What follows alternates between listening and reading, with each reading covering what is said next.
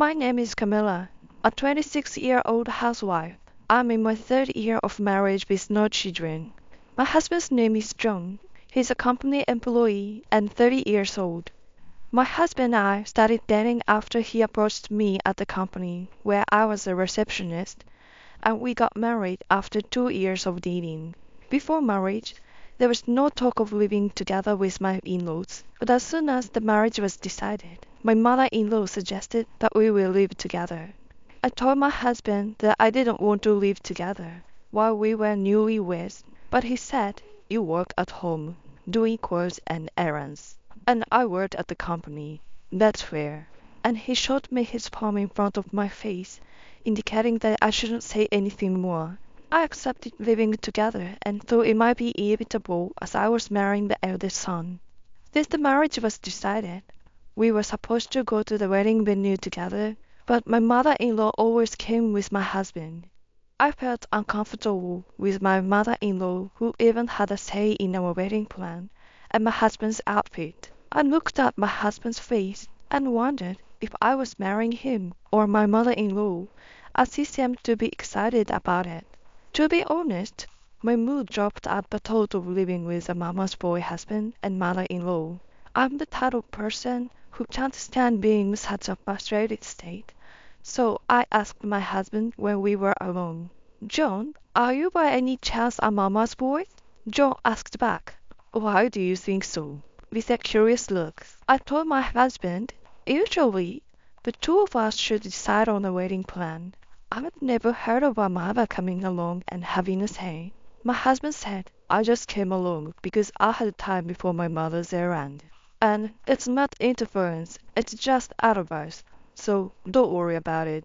And I'm not a mama's boy," he replied. When he asked, "What would you do if I was a mama's boy?" I answered, "I wouldn't get married. It would only feel like being in enemy territory, wouldn't it? We'd better call off the wedding now, for our future's sake." I answered honestly. My husband said, "I'm not a mama's boy, and if my mother does something to Camilla, I'll protect you," with a laugh. So I decided to believe him and get married. After that day, my mother-in-law stopped coming to the wedding venue. We finished our wedding ceremony, moved our belongings into our room at my in-laws' house, and departed for our honeymoon. Upon our return, I found our room had been tidied up and the luggage had been unpacked. I was surprised to find that furniture, including a bed, had already been set up, as I was planning to organize them later. Everything, down to the curtains, was in place, ready for immediate living. I couldn't find my belongings, so I asked my husband. He replied, "You'd have to ask my mom." So I went down to the first floor to ask my mother-in-law.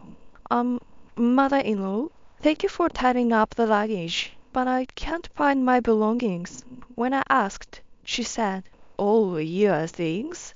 I threw away what we didn't need. There were valuables like my bank book and personal seal. Oh, don't worry, I'm keeping those." I threw everything else away. I was taken back and said, "Those are my personal belongings. Please return them to me. My bank book and seal are my personal items from before I got married," I said with my hand gesture. My mother-in-law frowned and said, "Are you defying me as a daughter-in-law? Fine, I'll give you back your bank book and seal. Wait here." She stomped off to fetch them. When she returned, she tossed the bank book and seal onto the floor. I hurriedly checked inside and found that $1 million had been withdrawn. "Mother-in-law, did you withdraw $1 million?" I asked, to which she replied without any remorse, "Of course, I bought you furniture." I was speechless. I immediately returned to our room and angrily told my husband what had happened. My husband responded, "Oh, she bought us this furniture? Thanks," which infuriated me. Wait a minute. It's a crime to use my savings without permission. Moreover, she chose such bad-tasting furniture at the Kermans. Who wouldn't be angry about this? Seeing how angry I was, my husband said, "I'll go talk to my mother," and went to her. I regretted my decision to live together, querying what the future would bring. Looking around, I saw curtains filled with large roses on a pink background, a cheap-looking wardrobe reminiscent of my childhood. Everything I looked at made me sigh. The bed covers of the bed I lay down on, exhausted, had a cherry pattern. I wasn't sure if it was a form of harassment or a kind thought, but seeing them made me feel sad. As I was thinking this, my husband returned from his mother's room. Mom was so angry I couldn't talk to her. She said no other mother-in-law would do as much as she has. She did it out of kindness, she said, and doesn't deserve to be complained about. I, astounded, asked my husband, "Don't you feel sad looking at this furniture? These curtains, these bed covers?" He looked around, his face turning pale. "Maybe we can slowly change these things without my mom noticing," he said, trying to appease me. "What about the money? Will the money be returned?" I asked, as I did not work hard and save to spend money on such frivolous things. He apologized on behalf of his mother and promised to repay me little by little from his salary and bonuses. I apologized to my husband for fighting with my mother-in-law on the first day of living together, told him that I would apologize to her reluctantly, and headed to her room. When I apologized to my mother-in-law, saying, "I'm sorry for speaking out of turn earlier," she said, "You are the type of person who wants to complain even about small things. But remember, you won't get off lightly if you defy me again." She seemed to forgive me for this incident. The next morning, I was woken up by my mother-in-law at 4 a.m. She told me to go to the bakery in the neighboring town, which opens at 5 a.m., to buy bread. Given what had happened the day before, I replied yes, and decided to head to the bakery. I wanted to take my bike, but I couldn't find the key. Thinking that the key might be on the bike, I went outside, but the bike wasn't where I had left it when we moved in. I assumed the bike had probably been thrown away too. I decided to run to the store for some healthy exercise. I changed into my running shoes and started jogging through the morning town, listening to my favorite songs on my headphones. It felt wonderful. When I returned after buying bread and tried to take a shower, my mother-in-law stopped me. "You don't work, so no wasteful spending. Just use a towel if you sweat," she said, throwing the towel at me. I thought she must still be upset about yesterday and gave up on taking a shower. I prepared breakfast for my parents-in-law and husband, consulting the contents of the fridge. Since I enjoy cooking, I can decide on the menu just by looking at the ingredients in the fridge. Although the ingredients were limited, I was able to prepare breakfast, so I woke up my husband and informed my in-laws that breakfast was ready. When my parents-in-laws and husband sat down at the table, I was about to join them when my mother-in-law said, "You can't eat with us. You are the daughter-in-law, right? You should eat after we're done cleaning up." And she didn't let me have a seat at the table. I looked at my husband's face, but he pretended not to notice and didn't look at me.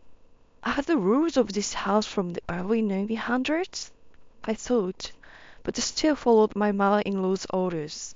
When my husband left, he mouthed sorry to me, put his hands together and bowed. I couldn't help but chuckle a little. Then I thought, I need to make this a home my husband wants to return to, even if he doesn't show much consideration. I told my mother-in-law I'll start with cleaning, and began to clean. She was sitting on the sofa, glanced at me, but didn't reply. Since she was there, I left the living room cleaning until last, and in the meantime I was busy with laundry and cleaning. Finally, only the living room was left to clean, but when I went there, my mother-in-law was not there. When I finished cleaning and was about to have tea, I noticed that the small window next to the fridge was open, and I could hear my mother-in-law's voice.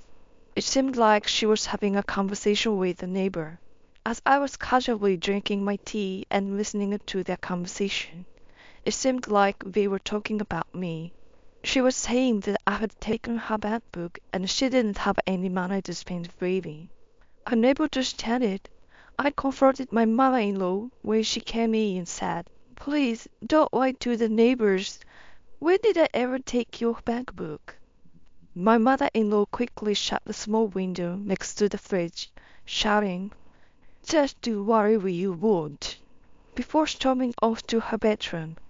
I decided to make an effort to bridge the gap with her from now on, as I didn't want my husband to be stuck uncomfortably between her and me. However, she treated me as if I were not there. Even when I tried to talk to her, she ignored me as if I were invisible. My father-in-law also existed like thin air, unable to oppose his assertive wife. He is a quiet man who runs an animal hospital but has slowly started to talk with me. After a while, I was able to have a long conversation with my father-in-law on a Wednesday, the day his clinic was closed. "I've been told by her that it's okay to divorce," he confessed. I responded with a laugh. "She's not serious. If she's still with you, perhaps she's testing your love. You are loved, aren't you?" We ended up sharing our complaints with each other in a light-hearted way. It felt like I had an ally behind the scenes, and my father-in-law was my only solace. Thanks to him, I never complained about my mother-in-law to my husband. My mother-in-law, however, seemed to be venting about me to my husband.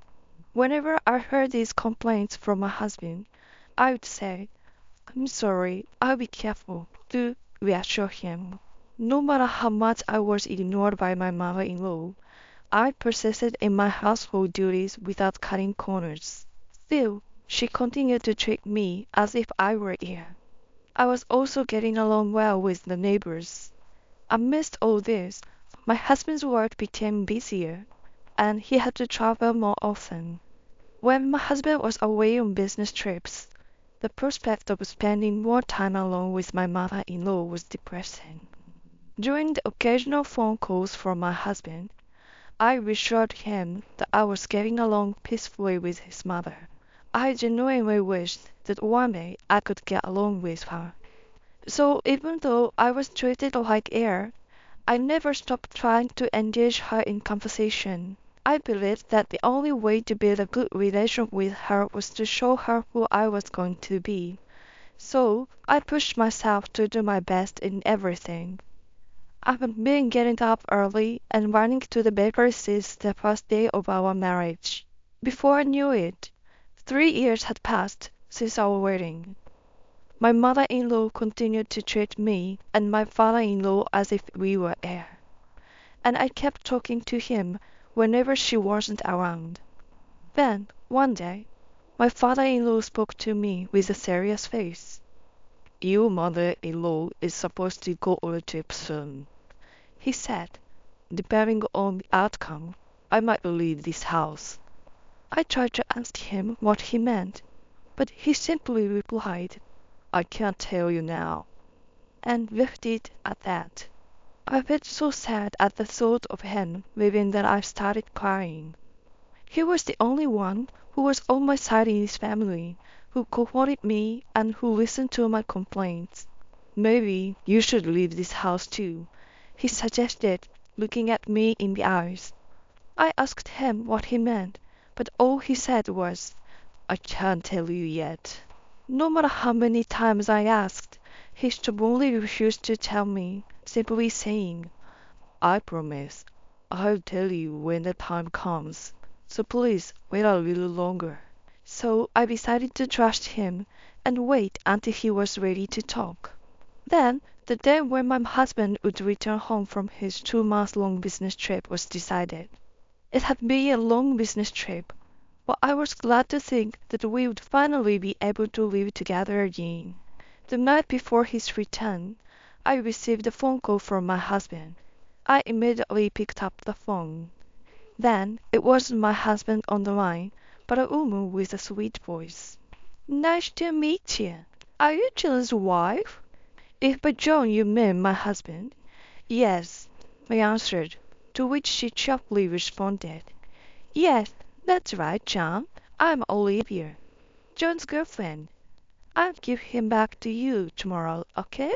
What exactly is your relationship with him? Could you please explain it again? Like I just told you, I'm his girlfriend. So, you're the other woman he's seeing? No, I'm his girlfriend, and we're planning to get married. Olivia, the woman on the other end of the line, answered with a hint of annoyance. Whether it was due to her being drunk or just her personality, I couldn't tell, but her way of thinking seemed immature. I see. How did you meet? I'm a temporary worker at Joan's company. Every time she spoke, she laughed. I had an intuition that this Olivia would say anything if provoked, so I decided to egg her on. My husband John has been out of your care. He's told me he won't be going on business trips anymore. So I'm looking forward to our married life together. No more business trips? John told you that? Yes, we're talking about a child recently. We've been discussing it together. Oh, how embarrassing. That can be true. I'm pregnant with his child. I was taken aback upon hearing that Olivia was pregnant with my husband's child. You know, your mother-in-law doesn't even recognize you as her daughter-in-law, right? Why don't you just get a divorce? Hearing Olivia mention my mother-in-law, I snapped back to my reality. Did my mother-in-law say something like that? Oh dear. I laughed off the question, not knowing how to respond to the topic of my mother-in-law.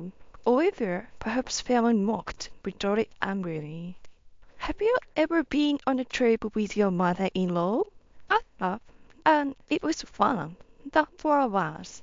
At this, she set a photo of you online. Looking at it, I saw my husband and mother-in-law in special clothing for vacation. A woman who appeared to be Olivia and a man around my husband's age. When I asked, "Who is this man?"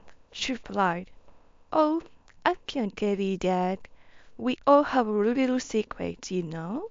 Hey, are you jealous? Are you jealous that I'm close with John, your mother-in-law? I thought to myself, these people are disgusting. So, you just happened to meet on vacation, right? I'm not jealous at all. We are a married couple after all. Olivia sent me dozens of photos of her and my husband without saying a word. I immediately saved them all. Among them were a few photos of my mother-in-law and a man looking intimate. This is hardly proof of an affair, I said. My husband would never betray me. Well, thank you for your time, I said, pretending to end the call. Wait a minute. I'll show you more proof. Just wait. I waited in silence. Then she sent me screenshots of her line conversations with my husband. There were several of them, and I saved all of them. Then I said goodbye and hung up. As soon as I hung up, I burst into tears. Despite my belief in him, despite thinking I was loved, despite believing he was on my side, despite my love for him, a surge of emotions overwhelmed me. The confident me, who had been provoking Olivia just a while ago, was gone. I rushed out of the house and headed for my father's workplace. I flung open the door to his office and asked tearfully, "Where is my dad?" It seemed he was busy, so I waited alone in the waiting room, crying. After a while, my dad came to see me during his break. I immediately apologized to him for my sudden arrival and told him everything. My father said, "You are like me. You can't stand injustice." And with a smile, he added, "You know that crying won't solve anything, right?" These were his words that, since my childhood, had always encouraged me to move forward after I had finished crying. I showed him the screenshots of the conversation and the photos I received from Olivia. My father, looking at them, exclaimed, "What the hell are these?" When I picked up the screen of my smartphone that my father was looking at, I saw a picture of my mother-in-law and a man beside her. My father expressed his wish to talk to my father-in-law. As it turns out, my father is a lawyer. He appeared to be quietly angry, which is not like his usual calm self. When I returned to my house and told my father-in-law that my father wished to speak with him, he went into his bedroom and seemed to make a call. After the call, my father-in-law informed me I would be meeting with Camilla's father. The next day, I greeted my husband, who returned from a business trip with an aunt's charming face. My husband probably hadn't heard anything from Olivia because there was no change in his behavior. My mother-in-law returned a little later from her trip.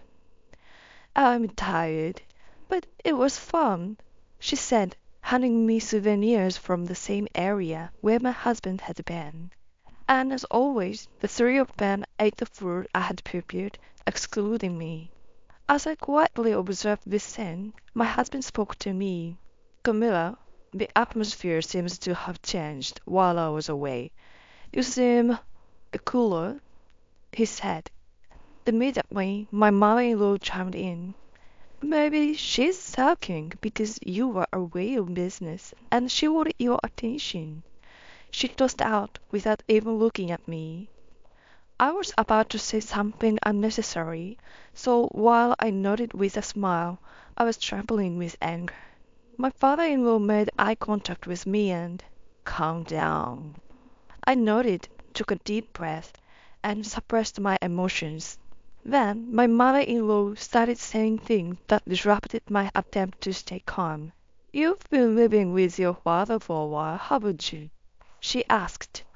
"Something happened, didn't it? I can tell. Don't hide it.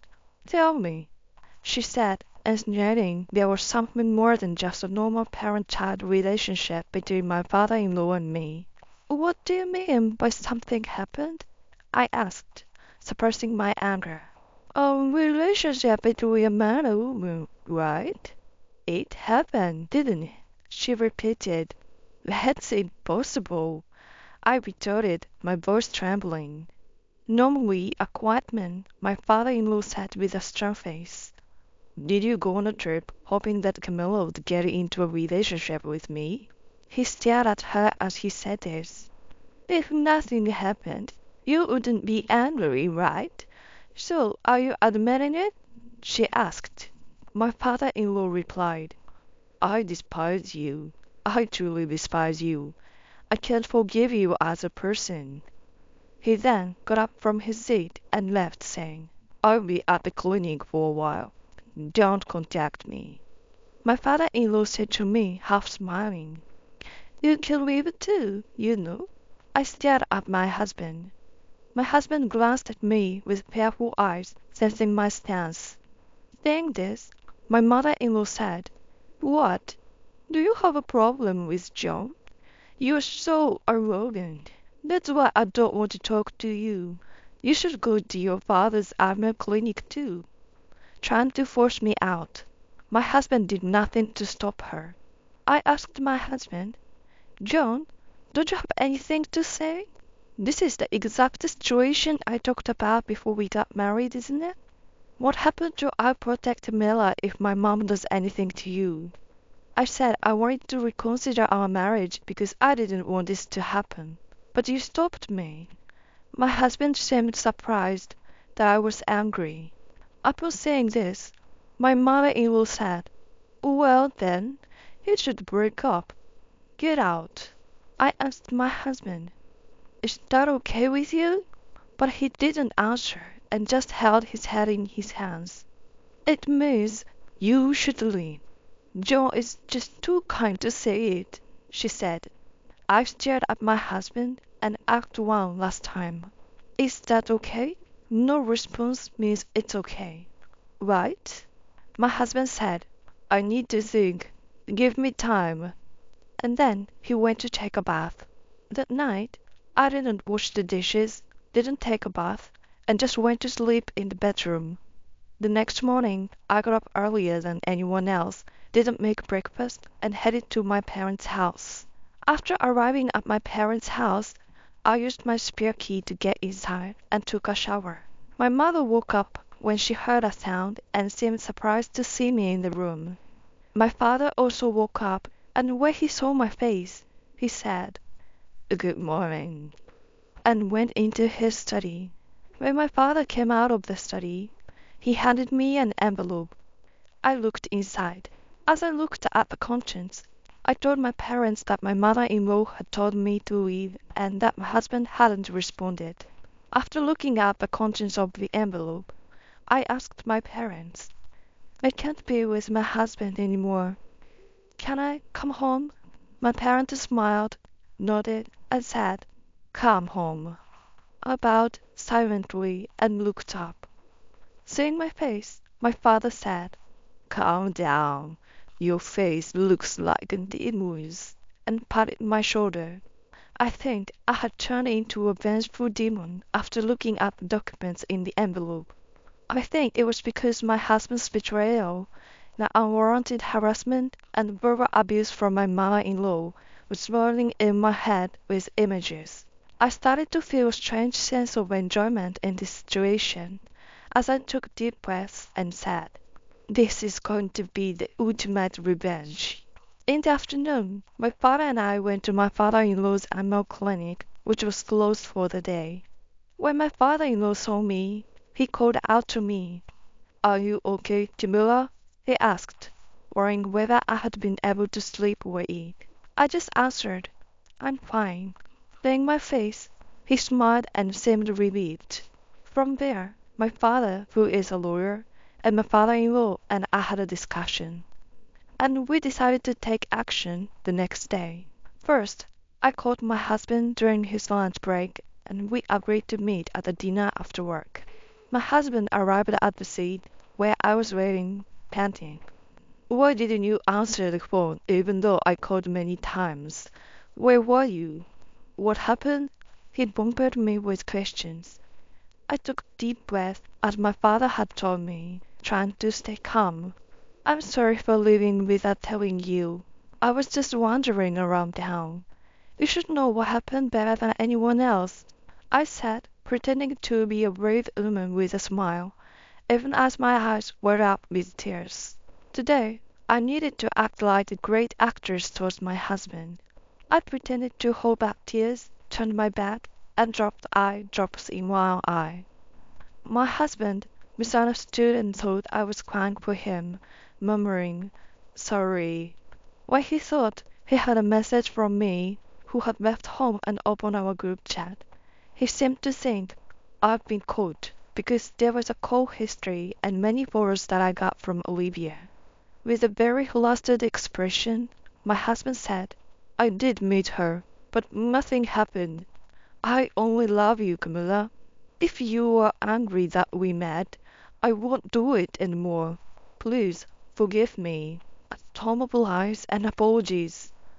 I brushed off my husband's hand, trying to hold mine, and said, "I love you too, but," holding a handkerchief to my eye, pretending to cry, my voice trembling, I said a little excitedly after saying, "Olivia has your child in her belly, doesn't she?" Then I said it quietly, "Don't make the child suffer. This is my last request." And I fully played the part of a brave woman who loves her husband but steps back because his mistress is pregnant. My husband apologized many times, saying, "I'm sorry," and, "But I only love you, Camilla. That will never change," crying and spouting cheesy lines. He seemed to feel more guilty than necessary, and said he would give me all his savings and also pay me $2 million in damages. It seems his intention is to make sure I don't suffer even if we divorce. I called my dad, had him fill out and stamp the divorce papers, and after drafting the pledge, had him stamp that as well. My husband apologized to my father, but my father said, "My daughter has been a burden," and left the dinner with me. I headed straight to my in-laws' house and packed my things. Most of it had been thrown away by my mother-in-law, so all I had was one large bag. My mother-in-law came and asked with a half smile, "Finished moving?" So I said, "I'm leaving now. Thank you for everything." and headed lightly to my parents' home. As I was unpacking and tidying up at home, my cell phone rang with a phone call again. I had a hunch it was a gloating call from Olivia. Sure enough, the call was from Olivia. How does it feel? Loser? Ex-wife?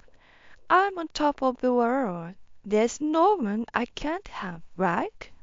She began with predictable gloating. I calmly said, I'm glad for you. Best of luck. You told him I love you, didn't you? I requited love, huh? Good for you. I'm hurt. I think a letter will arrive for you, Olivia, later. Please take care of it, I said, and hung up the phone. As I thought about what would happen next, I was excited. I couldn't wait to see the final state of the scenario my father had thought up. A few days later, I received a payment for damages from my ex-husband and Olivia. Normally, this would be the end, but in my case, it wasn't. A few months later, the moment I had been waiting for arrived. I got a frantic phone call from my mother-in-law. Because of you, the house is in chaos. Come back and do something about it. And what's this certified mail about? Pretending to know nothing, I said, I haven't done anything. What happened? Please tell me calmly. My mother-in-law was in a panic and couldn't calm down. If you can't talk, I'm going to hang up. We're strangers now, I said, and she started to explain one by one after saying, Wait, wait. First of all, my husband and Olivia got married last month. However, Olivia already had 4 children and moved into my in-laws' house with them. Apparently, the house was in chaos because of the undisciplined children and Olivia, who did not do housework or take care of her children. My ex-husband was in a panic saying, I didn't know she had 4 children. The damages to me were reluctantly paid by my mother-in-law, who was looking forward to having a grandchild. After Olivia said, I'm going to give birth to your grandchild, so you'd pay instead. Next is a certified mail from me to my mother-in-law. This was a certified mail about the repayment of the $1 million she had used from my savings without permission. When I asked my father, Aren't we family? Can't we sue? He smiled and said, Anyone can sue. My mother-in-law was scared by the certified mail and said, I'll pay, so don't sue. I agreed, saying, If you will return it. I was also able to hear about Olivia's situation. Apparently, my ex-husband was going crazy because he said in front of Olivia that he wished he hadn't cheated and wanted to get back with me. My ex-husband, crying out my name, his hysterical wife, and their unruly children had my mother-in-law saying, I'm going to lose my mind. In the end, she told me that she had received a divorce notice from my father-in-law and was also being asked to pay damages for the affair. My father, who found out that he was my father-in-law's lawyer, tried to persuade me to somehow stop the divorce. Upon hearing the current situation of my in-laws' house, I realized that things had ended just as my father's scenario had predicted. Both my father and I, as well as my father-in-law, knew from the reports from the detective agency that Olivia had 4 children. Moreover, my ex-husband may not know this, but there is a possibility that the child in Olivia's belly is from a colleague of my ex-husband, who she was seeing at the same time. Olivia's parents were taking care of the 4 children, but when they found out about her marriage to my ex-husband, they told her to take the children with her. In addition, they disowned Olivia when they found out about the affair. Therefore, no matter what happens, Olivia will cling to her in-laws' house. It seems that the time has come for me to deliver the final line of the scenario. You all reap what you sow. Goodbye, I said, and was able to end everything by blocking and rejecting incoming calls. After that, I found a job and started living alone near my parents' house. My father-in-law expanded his veterinary clinic and turned it into a residence. I was impressed by his work when I went to check on him. I might be happier with animals as my family," he said, seeming to live happily with his newly adopted corgi. Seeing the pitiful endings of my mother-in-law, ex-husband, and Olivia made me realize that I should be nice to people.